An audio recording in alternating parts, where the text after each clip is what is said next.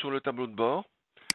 Un tableau de bord, c'est l'outil qui permet, à partir du poste d'un dossier, de facturer. D'abord, d'avoir une vue précise de toutes les prestations, les graphiques, la rentabilité d'un dossier, et de facturer le poste en question.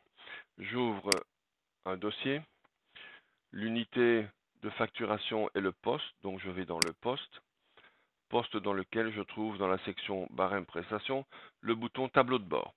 J'ai ici dans ce poste une ligne de prestation et j'ai une ligne de frais.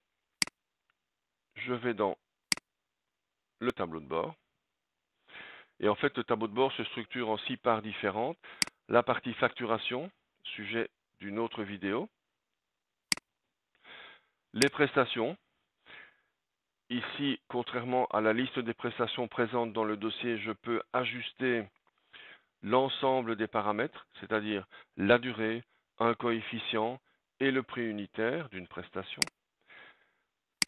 Au niveau des frais, la même chose, je peux ajuster le prix unitaire et les quantités. Quand j'ai une offre, j'ai un bouton offre facturation, quelque chose qui est inactif ici, mais qui sera actif lorsque l'offre, ou plutôt le poste, le dossier sera sous-tendu par une offre que je dois respecter en termes de facturation, bien sûr. Le graphique ou les graphiques qui permettent de voir de manière visuelle l'ensemble de ce que j'aurais fait sur le poste en question. Bon, ici, ça n'a pas beaucoup d'intérêt. Et enfin, le bouton rentabilité qui me permet de voir si le poste est rentable ou pas.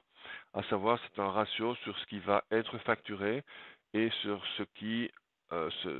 combien le dossier a coûté.